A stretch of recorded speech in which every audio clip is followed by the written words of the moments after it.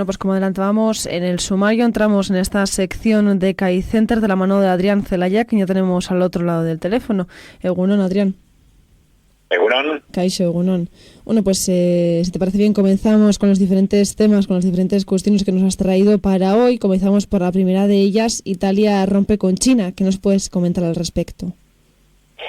Sí, bueno, ha sido un movimiento llamativo dentro de todo lo que está pasando en el último año en las relaciones entre Occidente y los países emergentes, ¿no? Vamos a ver, en principio tenemos unos movimientos geopolíticos claros en los que el conjunto de los países emergentes y los países en desarrollo se están posicionando de forma muy clara y muy rápida con el bloque económico y político de China y de Rusia, y algunos movimientos en Europa que apuntaban en una dirección similar.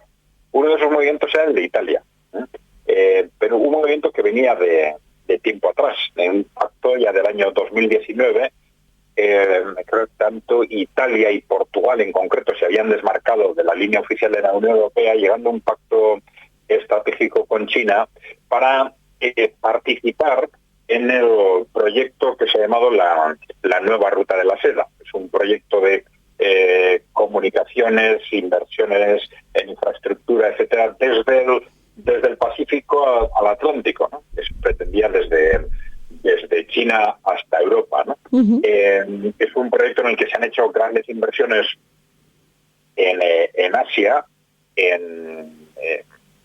fuera de China, en el conjunto de Asia, pero que claro, tiene pendiente Europa y no se sabe muy bien qué va a pasar como consecuencia de esta ruptura geopolítica en la que nos encontramos ahora. Bueno, pues dos países que se habían desmarcado dentro de Europa con respecto a lo que era la línea oficial, que eran Portugal y Italia, estaban siendo muy presionados, se habían desmarcado, han llegado a un acuerdo estratégico con China para participar en ese proyecto, ¿no? Y estaban siendo muy presionados sobre todo desde Estados Unidos para romper ese pacto, y ahora nos hemos encontrado con que Italia efectivamente ha anunciado que lo va a romper. Uh-huh. Va a romper ese pacto con China, y esto nos indica hasta qué punto estas presiones durante el primer semestre, vamos a decir, a partir del estallido en Ucrania, fueron fundamentalmente para la ruptura de Europa con Rusia. Luego, a fines del año pasado, ya empezaron las presiones desde Estados Unidos para impulsar la ruptura con China, y vemos cómo estas presiones están siendo tremendamente fuertes, están llevando a distintos movimientos a la Unión Europea y a cada uno de los países con respecto a empezar a adoptar sanciones contra China, y en el caso de Italia a una decisión bastante radical de romper los acuerdos estratégicos a los que había llegado con China Uh-huh. en el 2019 para participar en este proyecto de grandes inversiones en comunicación, etcétera. Vamos a ver qué sucede a partir de ahora, porque todo está cambiando de forma muy rápida, y lo que parece una dirección muy clara durante unos meses, a lo mejor dentro de unos meses se enfoca en otra dirección.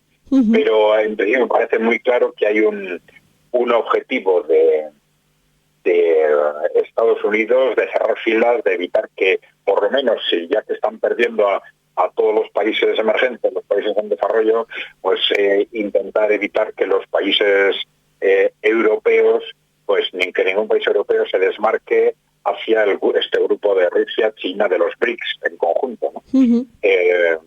Vamos a ver qué pasa en los próximos meses. Uh-huh. Pues nos quedamos con estas cuestiones en torno a ese pacto que nos comentabas. Bueno, pues seguimos con más temas que nos has traído para hoy. Hablamos ahora de esos tipos de interés reales. Sí, esto es algo que a nosotros también muchas veces en los análisis, vamos a decir, en los medios de comunicación se nos escapa tenerlo en cuenta, pero que una y otra vez hay que recordar cuando estamos valorando qué es lo que está pasando con la inflación y qué es lo que está pasando con los tipos de interés, ¿no? Porque constantemente hablamos de la agresividad de las políticas monetarias, cómo los tipos de interés están subiendo, pero están subiendo, hay que recordar siempre, por debajo de la inflación, ¿no? Entonces tenemos el concepto de tipo salarios de tipos nominales, que son los que aprueban los bancos centrales, los que ponen los bancos en los contratos, etcétera, y otra cosa son los tipos de interés reales, que son los que se calculan descontando de esos tipos nominales la inflación. ¿Por qué? Porque el impacto real de los tipos de interés se reduce si estoy en un contexto inflacionario. Es decir, yo estoy obligado a pagar los tipos de interés que me pide el banco a través de un contrato, pero a través del contrato que he firmado con ellos. Pero por la inflación tiene un impacto en sentido contrario, porque el importe de la deuda, el importe real de la deuda va perdiendo valor. Si yo debo 1 millón de euros al banco y hay un 10% de inflación, al final del año yo sigo debiendo nominalmente 1 millón, pero ese millón ya vale un 10% menos, ¿no? Entonces el importe real de las deudas va bajando en función de la inflación. Entonces se calculan los tipos de interés real por la diferencia entre los dos conceptos. Tipo de interés nominal menos la inflación. Y con la subida de tipos nominales que se han producido a través de los bancos centrales durante estos meses, estamos todavía por debajo, sensiblemente por debajo de la inflación. Con lo cual, tenemos que los tipos reales de los bancos centrales están siendo todavía negativos, ¿no? Esto es algo que hay que calcular cuando decimos, bueno, ¿por qué no ha tenido esta subida de tipos de interés el impacto que se esperaba que tuviera contra la inflación? Pues en buena parte por esto, porque se han subido de forma muy moderada si tenemos en cuenta esa inflación. Bueno, este efecto de los tipos de interés reales impacta mucho en los créditos, de forma muy directa en los créditos a corto plazo, lógicamente, ¿no? Porque si yo pido un crédito a un año y la inflación está en la posición en la que está, calculo muy fácilmente cuál va a ser el tipo de interés real. No tanto en los préstamos a largo plazo, porque no conozco la inflación actual, pero no puedo tener dudas sobre cómo va a evolucionar la inflación a largo plazo. Es decir, si contrato un préstamo al 5% cuando la inflación está al 5%, pues digo, bueno, pues mira, este año la inflación me va a pagar el tipo de interés. Lo voy a pagar por un lado, pero me va a compensar lo que voy a pagar. Pero no sé lo que va a pasar en los años siguientes. Yeah. Entonces, el impacto no funciona tan claramente a largo plazo. Pero desde luego es algo que hay que tener muy en cuenta para situarnos a la hora de hacer referencia si los tipos de interés de los bancos centrales suben realmente, no suben, si son altos o no son altos. Pues nos quedamos con todo ello, que tampoco es muy sencillo, ¿no?, de entender. Acaban siendo cuestiones complejas. Pero bueno, pues seguimos con otros de los temas que nos has traído. Hablamos ahora de ese acuerdo salarial en España.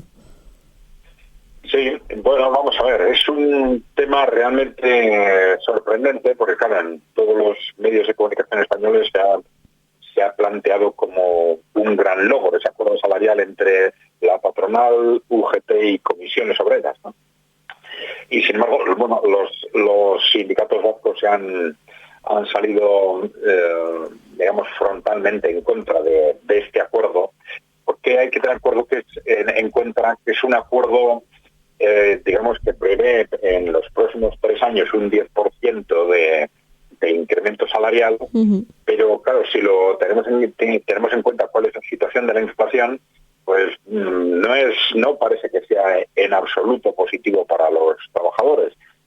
No intenta compensar la pérdida de poder adquisitivo que ya se ha producido, que eso es algo tremendamente llamativo, por un lado, ¿no? Y por otro lado, es muy rígido cara a la situación esperada de la inflación.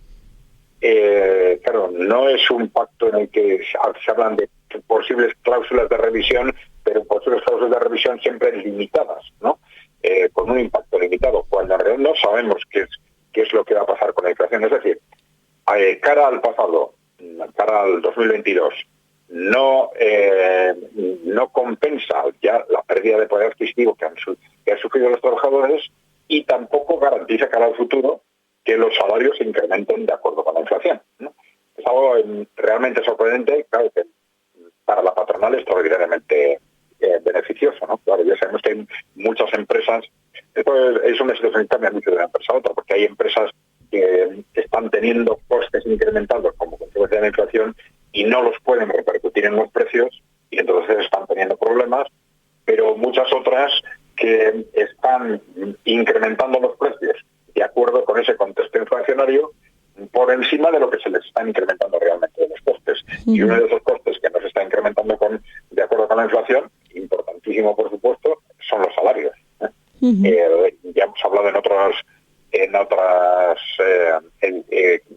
días, en otros programas, de que la pérdida de poder adquisitivo está siendo altísima en general en los trabajadores europeos, dependiendo del contexto, pues estamos hablando de 5, 10, 15% de pérdida de poder adquisitivo, una auténtica barbaridad, y eso sin tener en cuenta que esas pérdidas de poder adquisitivo se están produciendo de forma más agresiva en productos concretos como la energía o la alimentación, que afectan muy claramente a los trabajadores de rentas bajas, ¿no? Pero esas pérdidas de poder adquisitivo están siendo tremendamente beneficiosas para todas esas empresas que están elevando los precios de acuerdo con la inflación y que están ganando muchísimo dinero. Claro que en este contexto, en lugar de plantear un frente para defender a toda costa no ya incrementos salariales de acuerdo con la productividad, etcétera, sino simplemente el mantenimiento del nivel adquisitivo, pues que los sindicatos renuncien a ese objetivo es realmente sorprendente.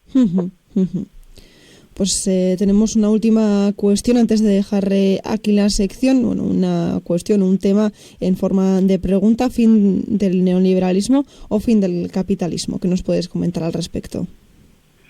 Sí, es un tema interesante porque, vamos a ver, alrededor del fin del neoliberalismo, el neoliberalismo es, digamos, el modelo capitalista de los últimos 40, 50 años. Hay un consenso cada vez mayor en que el modelo neoliberal está agotado. Bueno, en el punto de vista de los críticos, esto se viene diciendo desde hace mucho tiempo, pero en los últimos años claramente las multinacionales, las grandes corporaciones, que son los grandes impulsores del neoliberalismo, ellos mismos han reconocido que el modelo está agotado y que hace falta un nuevo modelo. Bueno, las bases de ese agotamiento en el ámbito económico son claras, ¿no? Es decir, el estancamiento de la evolución de la productividad ya desde hace muchos años, el estancamiento de la inversión, el creciente sobreendeudamiento para mantener la economía viva o el hundimiento demográfico, por ejemplo. Está muy ligado a lo que ha sido el neoliberalismo. Bien, con todo eso, las multinacionales claramente nos están hablando del fin del neoliberalismo, de un nuevo modelo, pero bueno, aquí puede haber dos interpretaciones. Estamos hablando del fin de un modelo dentro del capitalismo para pasar a otro modelo capitalista distinto, o estamos hablando del fin del capitalismo, como algunos están más que defendiendo, están interpretando. Bueno, sí es cierto que hay algunos elementos para poder entender que ahí podríamos estar ante el fin del capitalismo. Uno de ellos nos lo plantean fundamentalmente desde el ámbito del análisis de la economía marxista, ¿no? Un sector de la economía marxista, vamos a decir, que plantea que como consecuencia de lo que se llama una creciente intensidad del capital, cada vez es necesario invertir más para conseguir lo mismo, ¿no? Entonces, el propio desarrollo de la tecnología, de la economía productiva en Occidente, pues lleva a una situación en la que históricamente las inversiones tienden a ser menos rentables. Esto está llevando a un agotamiento del creciente del sistema, y esto es el problema ante el que nos estamos encontrando, que generaría que a corto, medio o largo plazo, pero que ya el capitalismo no dé más de sí. Esta es una tesis que defienden algunos marxistas, otros marxistas no, y pues normalmente no lo aceptan los economistas no marxistas. Pero curiosamente, cuando las multinacionales están planteando la necesidad de un nuevo modelo, nos están dejando dudas sobre realmente qué es lo que están viendo, ¿no? porque están haciendo planteamientos cara al futuro que realmente solo son en parte, vamos a decir, capitalistas. Es decir, cuando plantean ese nuevo modelo al que deberíamos ir, están defendiendo modos de generación de riqueza, siempre hablan de un modelo, lógicamente, en el que las propias corporaciones tengan, por lo menos el poder que tienen ahora, pero más poder económico y político en general, ¿no? Más poder económico, político y social. Pero no solo eso, sino que los instrumentos de enriquecimiento de esas corporaciones iban a ser, en principio, vamos a decir, menos capitalistas, ¿no? Es decir, iban a ser generación de riqueza a través de detracción de recursos del Estado, a través de fórmulas de, vamos a decir, de alquiler, de cesión de uso de productos y servicios, más que de venta de los productos y servicios, sino una serie de fórmulas que no se han considerado tradicionalmente como fórmulas de creación de riqueza capitalistas. Esto no quiere decir que estén planteando la superación del capitalismo para ir al socialismo, evidentemente, que les dejaría a ellos fuera del poder. No, están planteando fórmulas que podrían, de alguna forma, aparentemente estar reconociendo que desde su punto de vista, posiblemente, no ya el neoliberalismo, sino el capitalismo no de más de sí, y por lo tanto tendríamos que ir a otras fórmulas de carácter corporativo, que algunos están llamando feudalismo corporativo, etcétera, pero bueno, que de tipo corporativo, que les mantuviera ellos en el poder, aunque fuesen un sistema que ya no podría ser estrictamente capitalista, digamos, ¿no? Es un tema apasionante. Vamos a ver cómo avanza el debate en los próximos meses y años, el debate, el análisis, y vamos a seguir muy de cerca qué es lo que las propias multinacionales nos siguen diciendo con respecto a estos planes y con respecto a cómo ven ellos mismos ese futuro. Bueno, pues como bien decíamos, estaremos atentas a cómo va evolucionando, ¿no?, todas estas cuestiones. Adrián, nos quedamos con todo lo comentado hasta ahora. No sé si queda alguna cosita más. Si no, bueno, pues lo podemos dejar aquí por hoy y escucharnos el miércoles que viene con más. Bien, Nayara, pues lo dejamos así hasta el miércoles que viene, entonces. Oso, ondo, Adrián, pues mi esker retaungi izan. Estupendo, a mí la está Nayara. Agur.